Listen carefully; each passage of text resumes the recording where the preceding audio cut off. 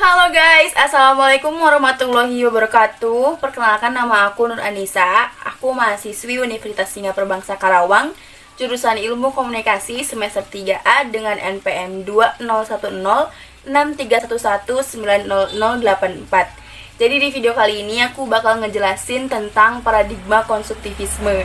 Buat kalian yang belum tahu paradigma konstruktivisme itu apa, tonton video ini sampai habis. Jangan lupa like, komen, dan subscribe.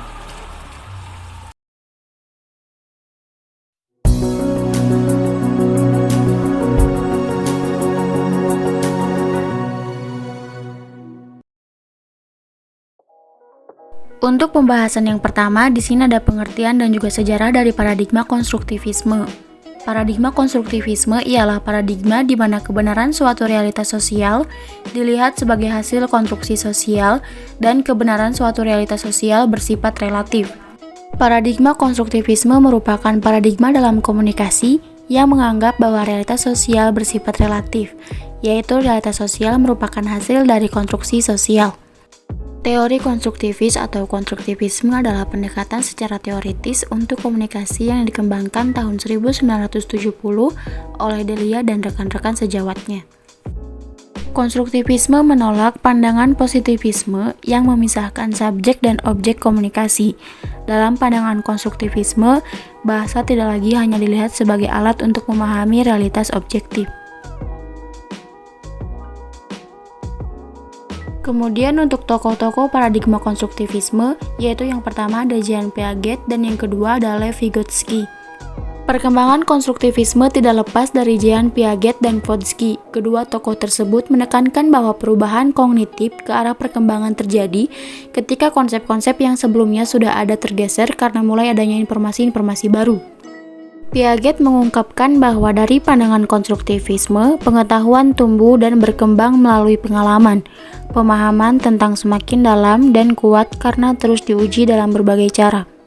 Vygotsky mengkritik konstruktivisme ini karena menurutnya memperhatikan lingkungan sosial ketika merumuskan konsep. Konstruktivisme Vygotsky ini disebut konstruktivisme sosial. Kemudian selanjutnya adalah ciri-ciri paradigma konstruktivisme. Yang pertama, cara pandang terhadap realitas kebenaran diyakini merupakan hasil konstruksi manusia. Kemudian yang kedua, hubungan peneliti dan objek penelitian bersifat interaktif dan hasil perumusan ilmu pengetahuan bersifat interaktif subjektif. Ciri yang ketiga, peneliti sebagai fasilitator yang memberi alternatif dan kemampuan sebuah pemikiran. Selanjutnya ada pembahasan tentang metodologi paradigma konstruktivisme. Dalam konstruktivisme, metodologi yang dibangun adalah reflektif atau dialektik. Pencarian pemahaman bersama tentang realitas diusahakan melalui proses interaksi seluruh pelaku sosial.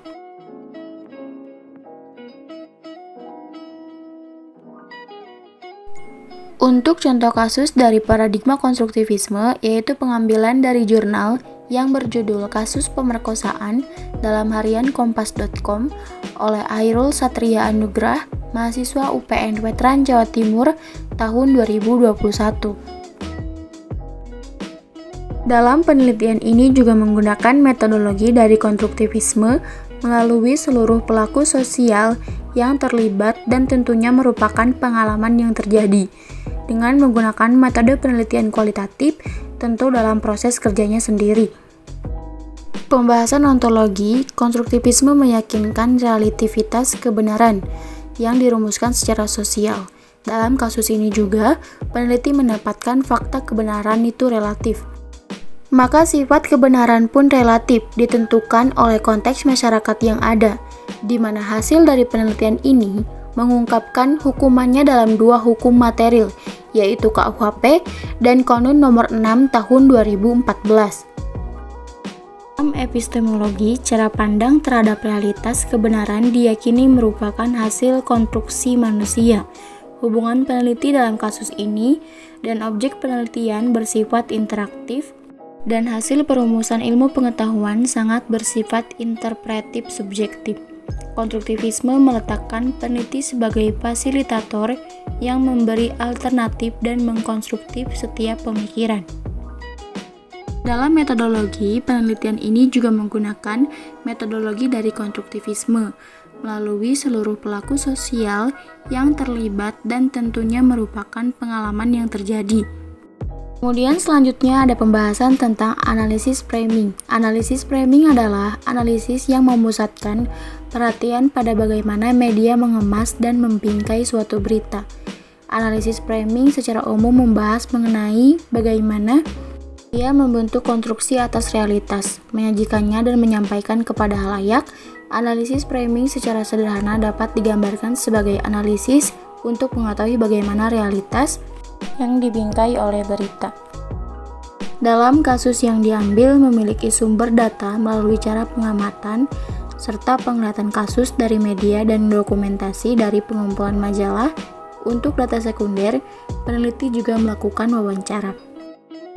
Peneliti juga mengumpulkan data melalui media berita online yaitu kompas.com untuk menciptakan hasil penelitian terhadap kasus pemerkosaan tersebut.